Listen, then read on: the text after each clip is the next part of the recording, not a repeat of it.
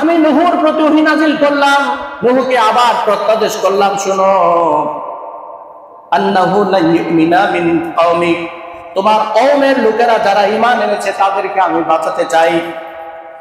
ইল্লা মান ক্বাদ আমানা ফালা তাবতাবিস বিমা কানু ইয়াফআলুন, তারা তোমার সাথে যে আচরণ করেছে সমস্ত আচরণ আমি অবলোকন করেছি, আমি সর্বদ্রষ্টা, আমি সব দেখতেছি, সব দেখি। হযরত নূহ আলাইহিস সালাতু ওয়াস সালামকে পরিশেষে আল্লাহ রাব্বুল আলামিন নির্দেশ দিলেন ওয়াসনাইল ফুলকা বিআয়ুনিনা ওয়া ওয়াহয়িনা। হযরত নূহ আলাইহিস সালাতু ওয়াস সালামকে আল্লাহ তাআলা বললেন তুমি একটা নৌকা বানাও, একটা জাহাজ বানাও। নূহ আলাইহিস সালাতু ওয়াস সালাম বললেন জাহাজ কি নৌকাকে আমি চিনি না, বিশ্বের প্রথম জাহাজ, খেয়াল করে রাখেন, জাহাজ নৌকা আমি চিনি না, এটা ডিজাইন কেমন হবে আমি জানি না। আল্লাহ রাব্বুল আলামিন জিবরাইল আলাইহিস সালাতু ওয়াস সালামকে জাহাজের মেরিন ইঞ্জিনিয়ার, হযরত জিবরাইল আলাইহিস সালাম, আমরা বলি আলহামদুলিল্লাহ, জাহাজের ইঞ্জিনিয়ার করে পাঠালেন জিবরাইল আলাইহিস সালাতু ওয়াস সালাম। আল্লাহ রাব্বুল আলামিন স্বয়ং তার ডিজাইনার ছিলেন, ডিজাইন দেখিয়ে ইঞ্জিনিয়ার করে জিবরাইল আলাইহিস সালাতু ওয়াস সালামকে পাঠালেন। আর নূহ আলাইহিস সালাতু ওয়াস সালাম তো কাঠমিস্ত্রি, তিনি তো এটাতে খুব এক্সপার্ট। নূহ আলাইহিস সালাতু ওয়াস সালাম কাঠ দিয়ে জাহাজ বানায়।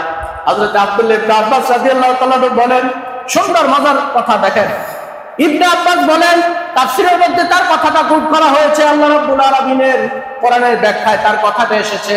মুফাসসিরিন কিরাম উল্লেখ করেছেন এই জাহাজটি কয় তলা বিশিষ্ট ছিল, বলেন কয় তলা বিশিষ্ট ছিল? পড়েন, কোরআন শরীফ পড়লে খুব ভালো লাগবে। ইবনে আব্বাস বলতেছে হাদিস শরীফে মুহাম্মদ সাল্লাল্লাহু আলাইহি ওয়াসাল্লামের বর্ণনা দিয়ে জাহাজটি ছিল সালাসান তাবাকান, 3 তলা বিশিষ্ট জাহাজ ছিল। প্রথম তলা হচ্ছে সুফলা, দ্বিতীয় তলা উস্তা, তৃতীয় তলা ছিল উলিয়া বা আলা।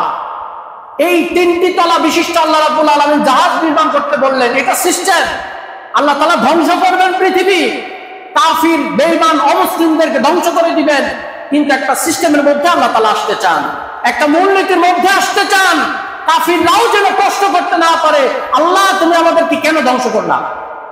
আল্লাহ রাব্বুল আলামিন বললেন এই জাহাজ নির্মাণ শেষে তুমি আহ্বান করবা, পৃথিবীর সমস্ত মানুষদেরকে জানিয়ে দিবা যারা আমার দিনকে মানবে, আল্লাহ রাব্বুল আলামিনের দিনকে যারা মানবে তারাই একমাত্র জাহাজে উঠতে পারবে, আর যারা এই দিনকে মানবে না তারা পৃথিবীতে বিধ্বস্ত হয়ে যাবে। বলি নাউযুবিল্লাহ। রব্বুল আলামিনের নবী নূহ আলাইহিস সালাতু ওয়াস সালাম 300 গজ, ক্যালকুলেশন করে দেখেন 900 ফিট। ঐতিহাসিকদের মধ্যে একটু মতানৈক্য আছে, 80 গজ কেউ বলছে, 240 ফিট এটা দৈর্ঘ্য ছিল, সর্বনিম্নটাই ধরি, আর 50 গজ 150 ফিট এটার প্রস্থ ছিল। আর আকাশের দিকে একটা সিঁড়ির মতো ছিল, সামনের দিকটা আকাশের দিকে ছিল 30 গজ 90 ফিট।